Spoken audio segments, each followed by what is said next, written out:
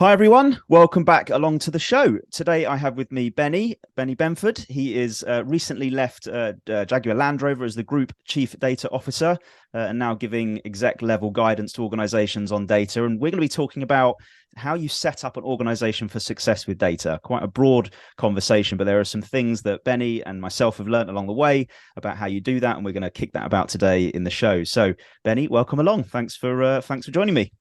Thanks for having me on, Jason. No problem. So before we get into the meat of setting up an organization for success with data, do you want to just give a little introduction to you and your background and how you got yourself into data? It would be awesome.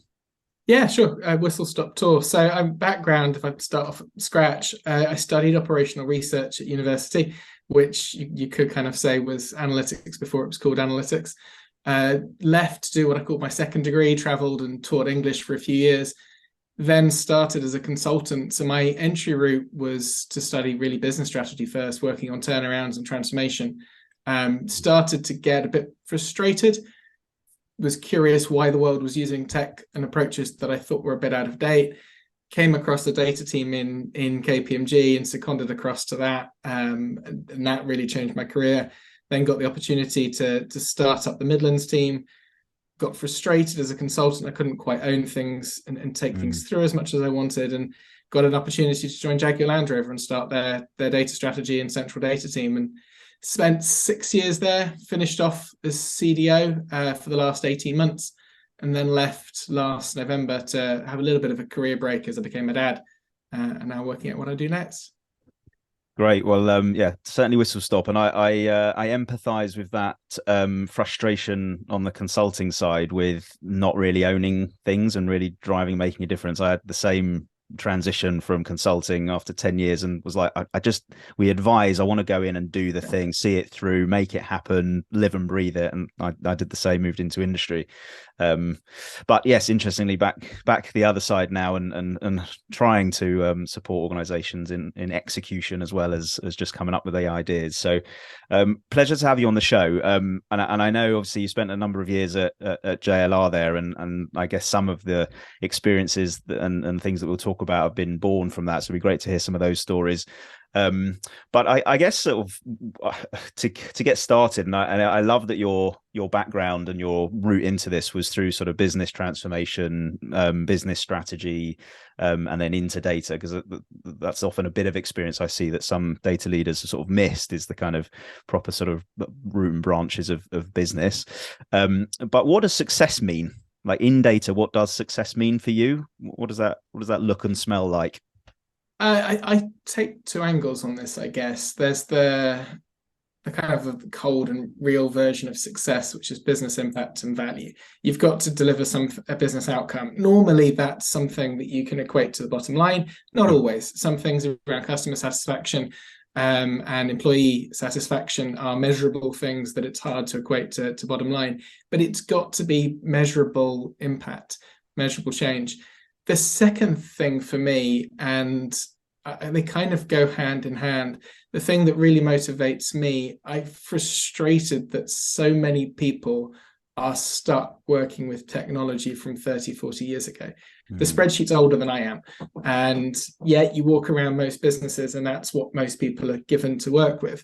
Yeah. So the other version of success, if you really transform a business area to become more data-driven with more automated processes that's achieving better business outcomes, you normally take a bunch of people and you give them some training, you give them better tools, and wherever they go next, they're in a better position.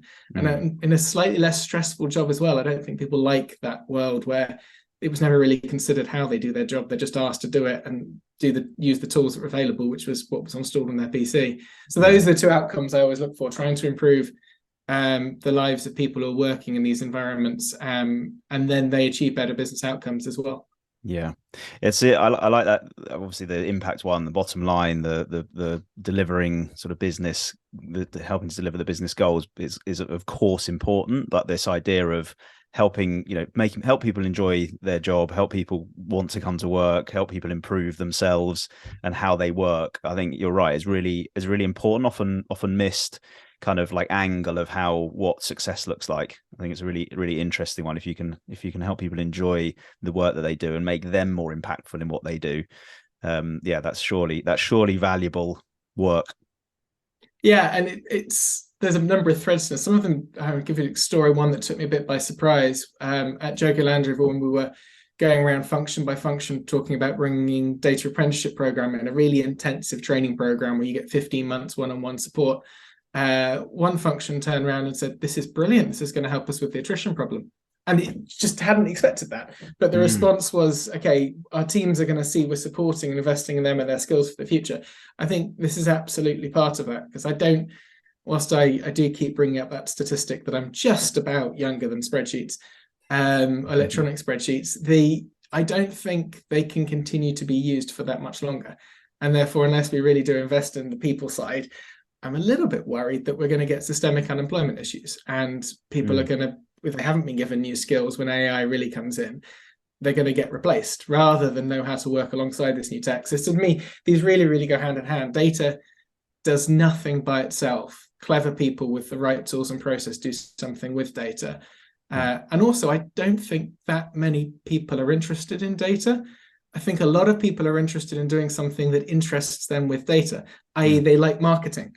And suddenly, if they can use information around them really well, they can understand marketing better, and they can understand how to connect with customers better. They so happen to be using data, but they're not really interested in the technical aspects of data. So if you can give them the right setup, they're really empowered to do what they do best: marketing, engineering, purchasing, whatever it is. And they just so happen to be using data in a more and more sophisticated way as they do it.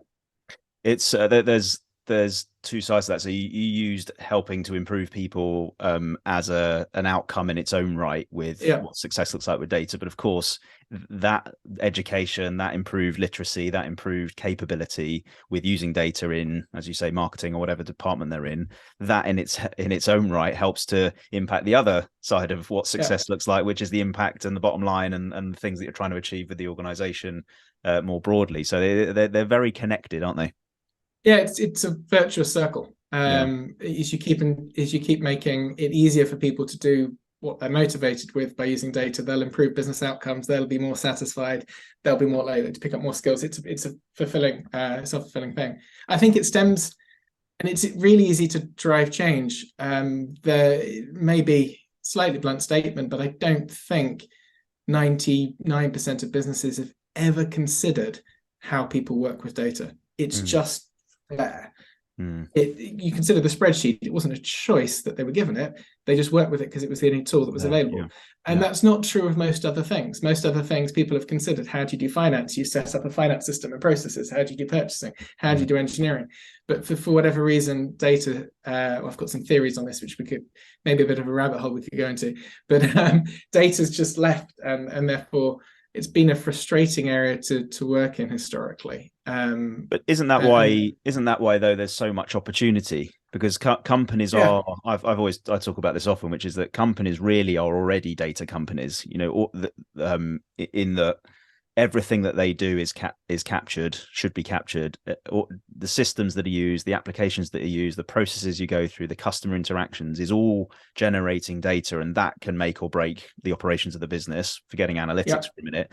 And then, as you say, people are using spreadsheets, people are doing financial reports, people are trying to make decisions. So data is being used anyway. And really the opportunity is doing it in a way that is more effective, more outcome focused, better at achieving results than sort of bumbling along with it and not really knowing what you're doing.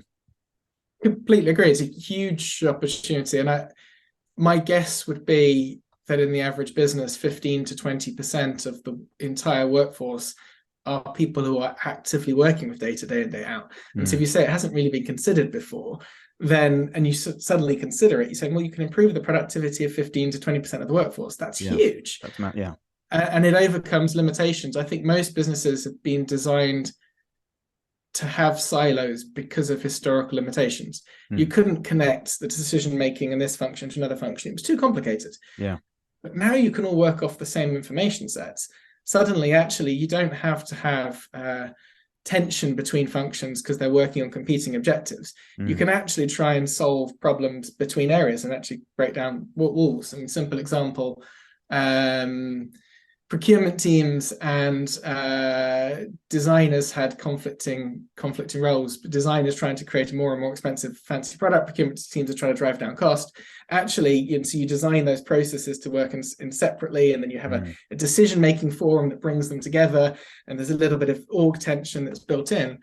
Or everyone is trying to work around the same outcome, which is improving the customer, and you can give all of those teams a full picture of what's going on and connect their thinking and their processes.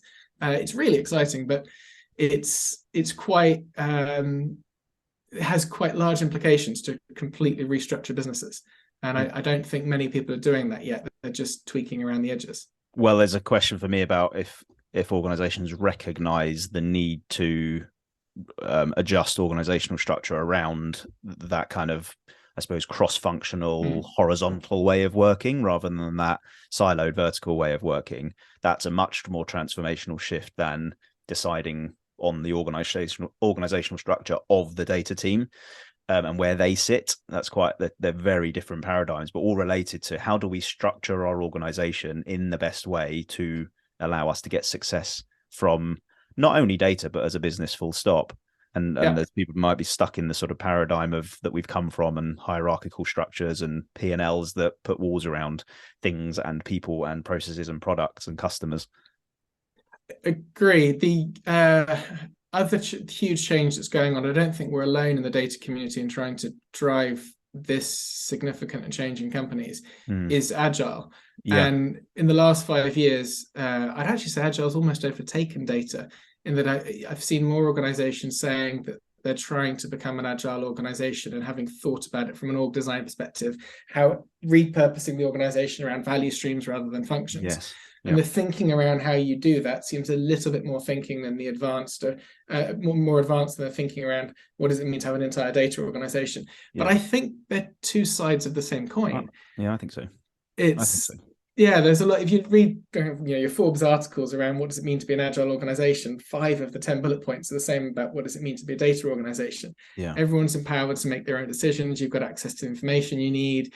You're not dependent on processes and thinking that's outside of your area. They're all very, very related. So I think we're starting to have those conversations around fundamentally restructuring organizations, but it's hard because it's that classic analogy that's overused of rebuilding the boat whilst you're at sea. It's a challenge. You don't have time to do that. You've got to keep the boat going as well. Well, this, I think, is a good point about agile, because agile is really a way of working, an operating model in some ways. And when we talk about data and its relationship to that, is, well, we need a different way of working. We need a different operating model to effectively plant data into the business in all the right places so that people can, improve the business and make better decisions.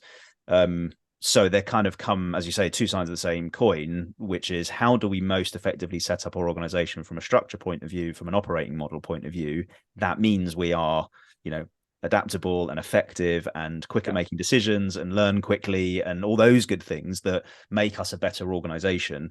But my question, I suppose, is, do organizations see the data function as the ones that should drive that agenda? Because that doesn't necessarily naturally, fall out of the data team if you're on the outside, if you like. I guess it depends where on the business and what the data function in that business means. So I had the lucky coincidence that the vast majority of the time I was at Jaguar LandRover, the data team that I was in was a member of the transformation function. So we were being asked those questions around what does the future of the business look like.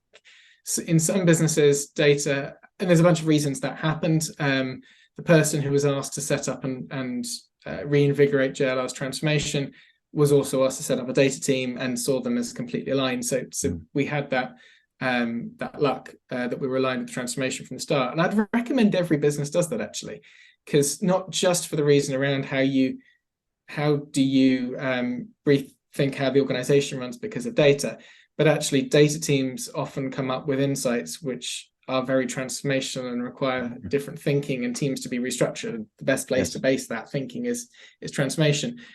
But in a lot of organizations, the data teams have evolved out of infrastructure. So how did we wire our systems together in the past with an IT? Yeah.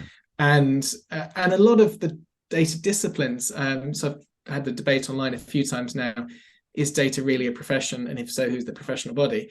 And a number of people have pointed towards Dharma, and so the Data Management Association. That's very much that how do we wire infrastructure together view of data. Yes. And if you're coming from there, I don't know that that's by itself a sufficient discipline to ask how do you run your business differently. Yeah. If it's coming from the emerging view of the data world that emerged from analytics and data science, which is how do we make decisions differently, then it adds a little bit more to that. But I think this is the challenge. Data means so many things. And to your point that everyone's already doing data, if we define data to be everything that's recorded, then in theory, we could say that the data team should have a review on every process in the business. And clearly that's absurd. There needs to be a line drawn somewhere. Yeah. Yeah, that comes to responsibility. It's definition of responsibility, and scope and breadth of influence for the data function. But I suppose there's also just a broader question about the impact the data function can make. Because there's the data function itself and the CDO and its organization, and then there's data as a capability or as a tool that the organization can use, and there's therefore a distinction or a relationship or a cleared responsibility that we need to define about what sits with the data function and what is the responsibility of the organization to use data to make itself better. And those two, I think that's what people grapple with. I think some of that is then why the question comes up about, well, where should the data function sit? Is it in transformation? Is it in strategy? Is it in IT? Is it in... And I think that it's a nuanced question, isn't it, that people want a bit of a black and white blank answer to. I agree. And I think, so I've been thinking about this one question quite a lot. Where does the CDO sit and what are the responsibilities? If you're just talking about, let's just start off with that classic data within IT, it's the infrastructure that wires our systems together. I don't think that needs a CDO, and that's not a board level discussion. That's just background work that needs to happen. Yeah. So what are the data discussions that do belong at the board, which then can start to narrow down what in your organization do you want the data function to represent? Some of them are actually very technical questions. So I'd say you've got this kind of analytics transformation. How can we make our value streams? How can we transform our value streams to add more value through data? So can we run marketing in a much more data-driven way and achieve much higher returns from marketing? Thinking about that side of things is kind of like an engineering role. It's very, very technical, and you could imagine that sitting at board level. And then you're restricting the role of data to the core value streams of that business. You can have the data role for how do we transform the data workforce in the organization, which in my view does touch every function, everyone who's working with data, to be much more agile with a small a and able to be transforming processes and have that bottom-up change. That kind of role could arguably even report to an HR director, but it's trying to change the capability. You've then got definition of a data discussion which happens at board level to do with data monetization and selling new services in and out of the company. That could sit in strategy. And it benefits from being associated with the kind of the engineering thing at the beginning. And then the kind of the last one board discussion I've seen happen around data is actually, and I don't think it's discussed enough in the data communities, is brand. What's your data brand? So if you watch what Apple are doing right now, they're very, very deliberately building a brand, which is, we respect your privacy more than anyone else's. Yeah. And this isn't just marketing. If you go onto their website, this has gone to the core of our product. We've engineered our products in certain ways that enforce anonymization and mean your privacy is respected. And then so it becomes, that's a proper product at that point. You've got a marketing angle to it, you've got investment that goes and changes things. Those to me are the four conversations around data that need a new owner, that need an owner. And if a company decides it wants to invest in any of those four, a CDO is needed. If you're not doing those four things, transforming your your value streams with data, transforming your workforce, selling data, or looking to build a data brand, I don't think you need a CDO, and it's just an infrastructure question. And then you look at those four things, and they could, depending on which ones you're taking on, depends on where you sit. But they're not all technical questions, is the big point. The brand one's not a technical question. It goes into ethics. It goes into all sorts of things. Yeah, well, yeah. This is the funny thing, isn't it? Because data is so pervasive, because it has such potential to make or break, and the break is the kind of risk management, cost management thing, and the make is the monetization, the brand, all those upside, bottom line. That it needs to be treated as and respected as important as a transformational capability for an organization, or a defensive one, depending on your appetite for growth and those sorts of things. But it is important whether you like it or not. And if you don't do anything about it, you're deciding that you're not that it's not important to you. But it still can be impactful in actually quite a negative way. But as you say, I think so many people in this space have come from a technology sort of perspective, and a lot of the challenge is a lot of the work is technology. Therefore, the kind of the focus ends up being around that, or the work focus ends up being around that. But as you point out, there's other things to consider that are a priority and need to be considered, and it requires a different skill set. Agree. And the question, I mean, I know I'm the one at the end of the questions in this, but to bounce back with, that puzzles me. Why do we confuse data with technology when we don't elsewhere? So the customer and marketing world has been completely transformed by technology, as has pretty much every function, but let's just look at them. I couldn't imagine whether you call them a chief customer officer, chief commercial officer, chief revenue officer, anywhere in the world coming into role and not wanting to understand their CRM setup. And not wanting a highly tech-driven function behind them. But no one ever confuses that with saying, oh, marketing's now a technology profession. It's not. It's a marketing profession. No, it's true. And the same with finance. Finance, and their dependence on their ERP, and HR with their systems.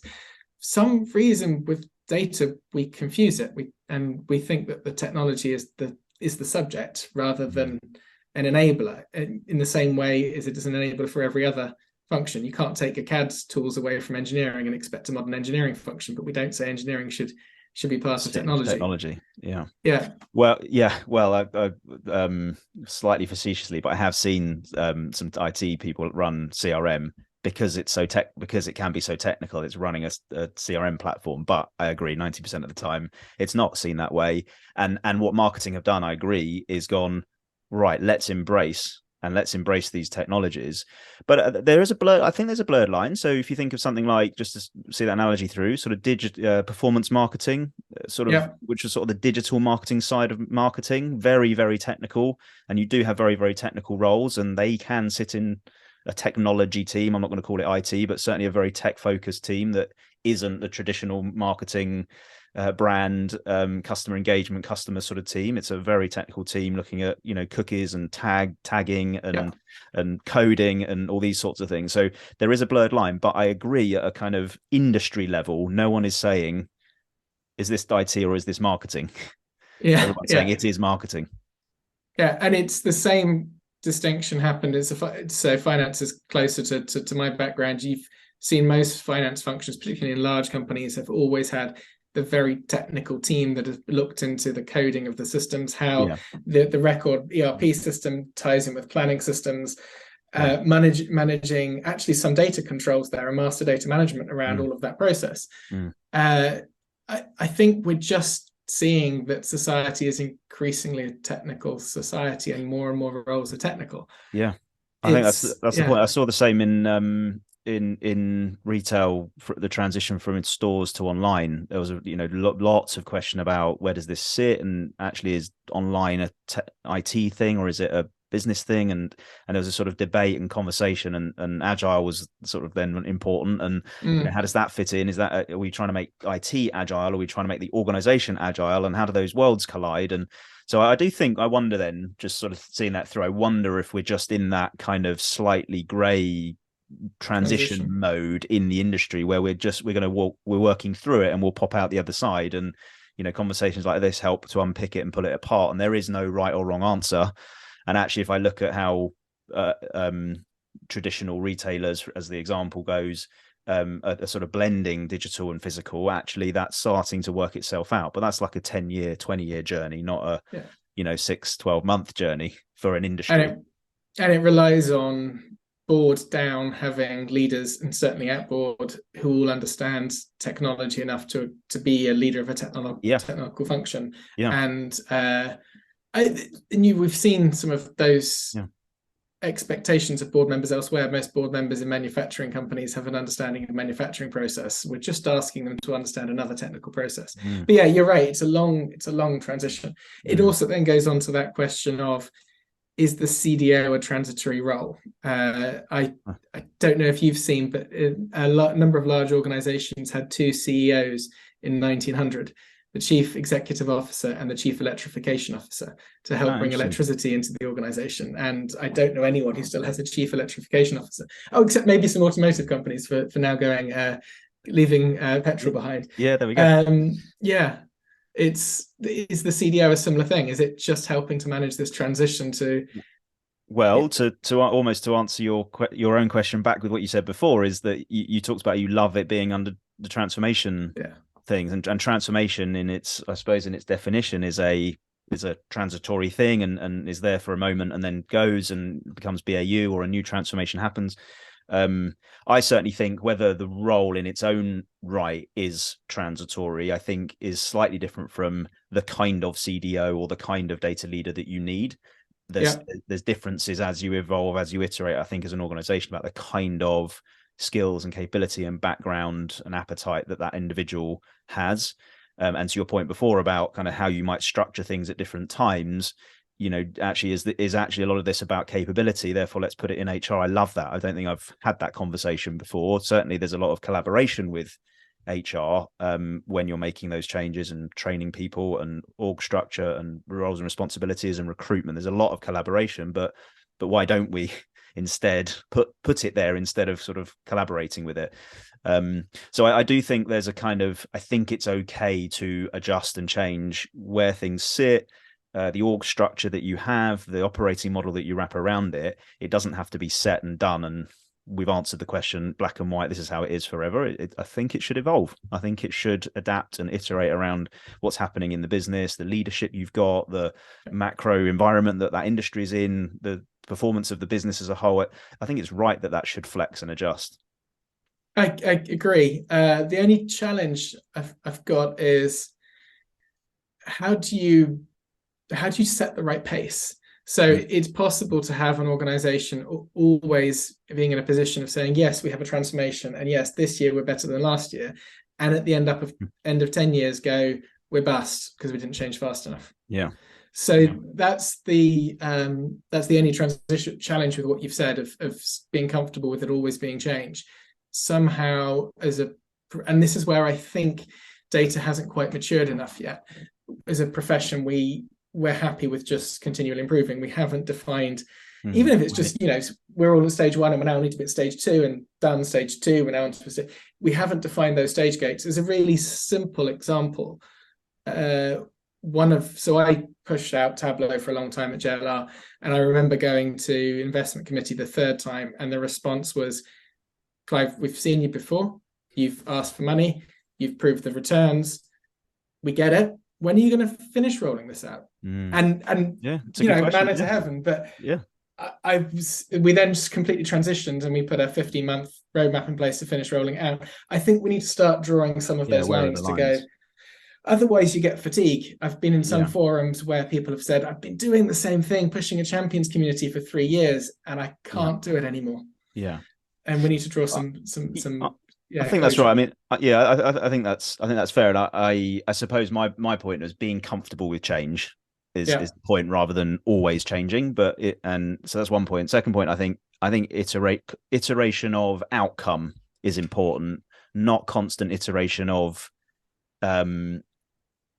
of kind of like rollout and technology Yeah, implementation. And yeah, I think for the things, implementing the things, I think there should be plans and goals. And yes, you might change and adjust them, but actually we're going to roll this out, then we're going to implement this, then we're going to do this yeah, change, then we're going to put this data in. That's good to have. They can be quite time boxed. But I think the iteration of outcome, first we're trying to yeah. improve customer, then we're trying to improve some supply chain stuff, then we're trying to improve some, back end systems. You know what I mean? I think the iteration of outcome is more important than constant evolution of capability development. But to your point about stage gates, I think there is some sort of broad stages that an organization needs to go through. And if they miss some of the early work, actually the later work becomes really hard. You've got to put some of Yes, that foundational, not even like, I don't mean foundational as in build systems. I mean foundational kind of thinking and buy-in and literacy and education and commitment and, credibility. All those things need to yeah. be baked in early days. Otherwise the moving fast and at scale becomes really challenging. Agree. I think we often put too much into what needs to be done up front. Yeah. But there has work that if you don't do up front, you start tripping over yourself. Yeah. And equally, it's possible to. I've been in environments where we've been pushed very hard to get quick returns. You can end up with a data program that has, to go for a massive cliche here, taken all of the low hanging fruit. Yeah. And then you're in a really tough situation because you're going to turn around to senior leaders and go, there aren't many quick No. wins. What do you mean there aren't Yeah. quick wins? Well, we've taken the quick wins. We're now Yeah. going to have a period of not fast returns. So Yeah. you've got to get that balance right between taking some things quite tactically that give returns, because it's so important to quarter after quarter show benefit to keep momentum going, and working out what the right foundations are that don't boil the ocean. I made a comment on the other day, the data catalogs. I'm very nervous around a lot of the discussions on data catalogs. It's very easy to imagine organizations going, well, we need to catalog our data before we move on to the next step. Yeah. Good luck. Yeah. The analogy I share is the first Oxford English Dictionary was a 10-year commission. Year 5, they'd reached the word ant. 50 years in, they finished the Oxford English Dictionary. Trying to catalog everything, good luck. And so the data's famous for people defining foundations like single view CRM, which by the time people have finally achieved it, the world's actually moved on. So it's a really fine balance on how you get that right. I think so. I'm a big believer in aligning kind of the work that you do to some focused, targeted outcomes. The outcome isn't write a catalog or build a single view of customer. The outcome is acquire new customers or retain customers, and then build a sort of slice of the thing that you need in order to deliver that outcome, and then build the next slice, and then over time you build out the foundation. But there's certainly a level of almost I suppose non-negotiable or certain level of things that we have to do to be able to start and scale. But and defining that, I think, is different for every organization. What that looks like, whether that's 1 month or 10 months or 2 years, I think is driven by the culture of your organization and the starting point and what the appetite is and how much funding and investment there is. Not here's how it should work, here's the book, go read it and implement it, because it's just the nature and the context is so different each time. Yeah, I completely agree. And the thing I loved about my last role was the culture varied massively within the business, and that answer changed within the business. And I'm sure that's not unique to where I was. Automotive's a bit different to many in that so you view automotive companies as a normal business, like reasonable sized business, and then a manufacturing business, an engineering business, and a sales business. And those, they all required different transformation plans because they had different cultures, different needs, different ways of working, different appetites for change, appetites for risk. It's one of the things that makes this job quite fascinating. Yeah, well, I was just sort of reflecting on what we've been talking about as you were saying that there, and there's we've asked a lot of questions here, and I think it's right that there aren't fixed answers to all of them, because there needs to be the debate, there needs to be the challenge, there needs to be the context applied to the answer. And that context is industry and individuals and skills and culture and environment and pandemics and all these things that Yeah. happen around us, rather than it being really specific. But at the same time, I think you mentioned sort of professional body and frameworks. There needs to be an approach. There needs to be a framework that people can at least start to make some of these decisions around. Completely agree. That's actually one of the things I'm really interested in working on next. Something I've realized is data's less mature than other professions in that regard. So when I've been in org design sessions, I've seen software development people arrive and go, this is how you do software development. Let's not have any arguments. This is how you structure code, how you do software lifecycle development.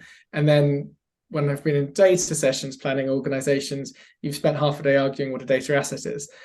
I think there's something about our professional maturity where we lack, whether it's an equivalent to something like a Six Sigma, which was more of a movement that wasn't anyone really owned it, but everyone kind of got behind, this is how you do iterative improvement, or it's something more formal like a business management of data professional body, that there's something missing in our domain, which means it's new terminology is invented year after year, and we all mean different things by different terminology, and we can't align and move in the same direction. It slows us down. We need to professionalize, particularly as AI is coming out, and have professional standards for how we do things that we can say, well, that organization hasn't signed up to professional standards. Let's have a little bit more doubt. This organization has, therefore we can understand what it's done. They've published their data sets that went in, their approaches, etc., etc. We're still quite immature as a profession. I think so, and for me, there's I think a sensible debate about who contributes to that, who owns it, who leads it. Is this, there's the office for in the UK at least, there's the office for AI that has some level of accountability and responsibility for shaping some of those answers at a country level, and that trickles through and impacts and is impacted by the local authorities and different bodies. But and I think there's some input that commercial organizations can have, some input public sector can have, regulators can have, but it's messy and it's tricky. And as your analogy before about I think my analogy is laying tracks while the train's moving. I think you said building the boat while it's on the move, but that is the situation that we're in, and it moves so fast. Yeah, another one on ethics. I don't know if you saw this. It happened in January, but only saw it the weekend. There was a forum in Rome in January which brought together the Pope, the Archbishop of Canterbury, leaders from the Jewish faith, from the Islamic faith, to come up with a constitution for AI. And they've come up with 10 principles that they want. Was it 10 principles? I might have got that wrong. They've come up with a list of principles that they want governments to sign up to for this is how we use AI. I'd never heard of that. Wow. It's really, really interesting. But there is a valid question around who defines the standards. That's certainly a body that deserves a voice in defining the standards, but we need to start to hone in on common standards and to narrow down the debate, so that we can govern all these changes. Yes, I agree. I think there's there's a competitive advantage to people being good at this better than they, certainly in commercial world there is, and in, if you think sort of almost competing countries, there is a competitive advantage to being good at it in your own secret world. So I think there's a big question, a big challenge, a big debate on that one, which will be interesting how it evolves. But do you think, I think to sort of bring it back to the success of data, do you think we can't have success, or at least we are limited by our success, albeit in the broadest sense, without these standards, these frameworks, this professional something, or is it really just a helpful hand that buy into it or not? I think we're limited. The thing that drew me to that conclusion, sharing with peers in other organizations, at JLR within the Chief Data Office, we had some investment on how do we do change management, how do we develop standards for org design. And I was so happy when I made Chief Data Officer that I got budget approved for that team, and I automatically realized it wasn't big enough. And 80% of what we were developing wouldn't have changed from company to company. So it feels to me to really it's, put it simply, it's not the purpose of most organizations to go and do this. No. And which is why most organizations don't have a finance team dedicated to thinking about how finance should work. Mm. They're members of finance bodies, which, you don't just copy what your finance body tells you and go, this is how we run my organization. Yeah. But they can afford to do research on how is the nature and the purpose of finance changing year after year. I don't think most organizations can afford to dedicate effort to thinking about how the nature, the purpose, the structure of data should be changing year after year. It actually is a large body of work that needs to be done as few times as possible, in an open way for people to learn from, not necessarily just follow by the letter. So I think there is a need for some standard if we're going to take advantage of the level of opportunity that's available with all of the technology breakthroughs that have happened. Yeah. Great. Well, I'm keen to be involved with that debate, because I think there's a lot of learning from lots of organisations and individuals that not just from my experience, but from yours and lots of people in this industry. So it's a great debate to have. And as has this conversation been, it's been brilliant talking to you about the kind of the murky world, not murky, it's probably the grey world of how we drive success in an organization with data. Certainly not murky, or maybe in some industries, but yeah, this kind of like confusion that is rightly there, and discussion and debate around structure and operating model and education and capabilities. So I've loved the conversation. Really appreciate you joining me on the show, Benny. Thanks for the time, Jason. No problem. And thanks everyone for listening. We'll catch you again soon.